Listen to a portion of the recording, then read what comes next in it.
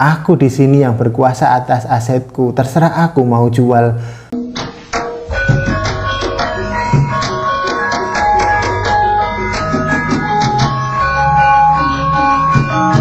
Halo konco-konco, ketemu lagi di Cak Mul Box channel yang selalu muncul di YouTube. Lah hari ini Cak Mul mau membahas bahasan yang berhubungan dengan video Cak Mul sebelumnya ya, yaitu mengenai apakah kita perlu sih sebenarnya meminta advice dari pihak ketiga, terutama agen properti ya, atau mungkin banyak yang menyebutkan broker atau bisa disebut perantara. Di sini sebagai informasi untuk agen properti profesional ya, mereka yang bersertifikat dan yang pasti memiliki skill khusus di bidang properti.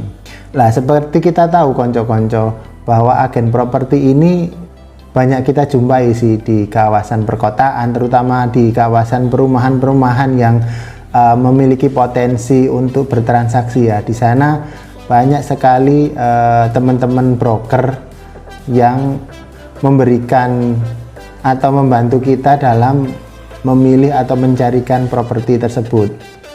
Meskipun gratis ya, kita menggunakan jasa perantara atau agen properti ini sebagai calon pembeli rumah, namun ada beberapa orang yang beranggapan buat apa menggunakan agen properti, toh saya bisa sendiri kok melakukan transaksi tanpa bantuan mereka.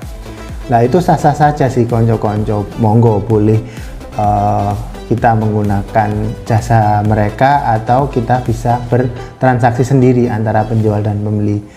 Tapi di sini Cak Mul menginformasikan nggak ada salahnya kok kita mengetahui yang mungkin jarang sekali tahu sebenarnya apa sih manfaat menggunakan agen properti yang selama ini sering kita dengar atau bahkan kita kenal atau kita jumpai. Ibaratnya kalau Cak Mul ya, kalau nggak kenal dengan profesi tersebut, maka kita tidak akan tahu kok kontribusi apa buat kita. Di sini Cak Mul akan memberikan dua manfaat menggunakan agen properti yang jarang sekali konco-konco tahu mungkin. Yang pertama, yang pasti ketika kita menggunakan jasa mereka, namanya juga profesional ya, jadi mereka sangat-sangat tahu detail-detail properti yang akan ditawarkan atau yang akan diinformasikan kepada kita calon pembeli.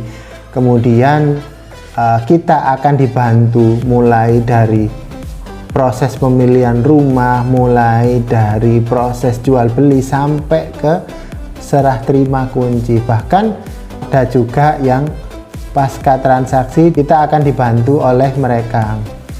Nah, kenapa menggunakan jasa mereka? Biasanya para pembeli ini tidak memiliki waktu luang, kemudian mereka sangat-sangat sibuk, padahal mereka menginginkan atau sudah ingin sekali memiliki rumah yang akan ditempati atau sebagai investasi ya konco-konco. Yang kedua, namanya juga broker atau agen properti. Mereka adalah perantara antara penjual dan pembeli. Ya jelas semuanya pasti tahu lah sebagai perantara. Di sini sih kesannya biasa, tapi maknanya mendalam loh konco-konco. Ini sebagai kasus nih yang sering Cak Mul jumpai, banyak calon pembeli yang tiba-tiba apa ya, bahasa sederhananya yaitu ngontak Cak Mul, kemudian ngobrol, Pak, saya nggak mau Pak berhubungan langsung sama penjual, repot dan sebagainya, sangat kaku penjualnya, tidak bisa ketemu satu titik antara kita. Lah kemudian di satu sisi penjual juga ketemu dengan kami para agen properti ini menginformasikan, wah kalau saya jual sendiri berat Pak, koneksinya kurang, referensinya kurang, tidak bisa mendapatkan banyak buyer yang mungkin dimiliki oleh agen properti yang mereka pasti memiliki database konsumen atau buyer itu.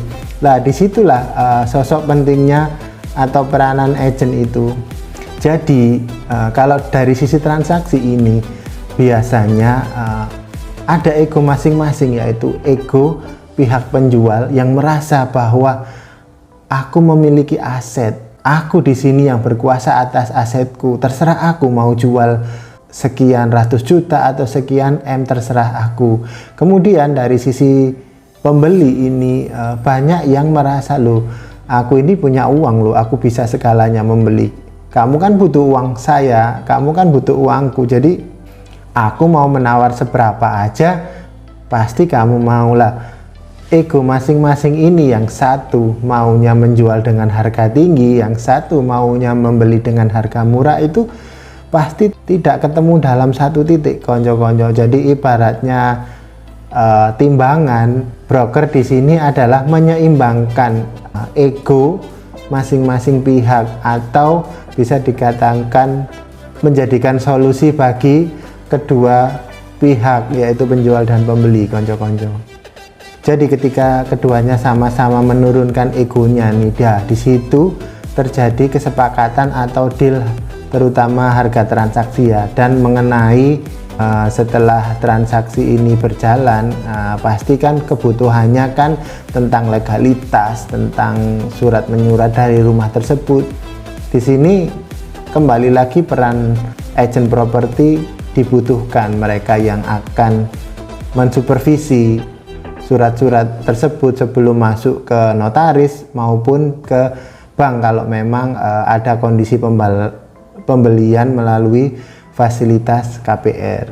Lah, dari 2 poin tersebut yang Cak Mul share ya, bisa menjadi bahan pertimbangan konco-konco.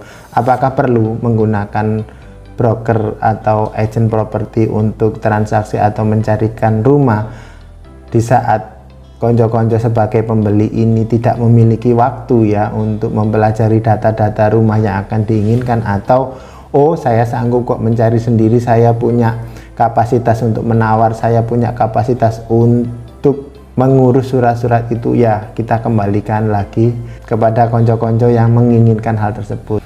Yang pasti Cak Mul garis bawahi, nggak usah khawatir kalau mau mengontak agent properti, karena bagi pembeli rumah atau calon buyer itu gratis tanpa biaya. Itu aja sekelumit tentang manfaat menggunakan agen properti untuk mendapatkan properti yang diinginkan. Semoga sedikit informasi ini bisa bermanfaat buat konco-konco. Oke, jangan lupa tetap sehat dan terus semangat ya konco-konco. Terima kasih.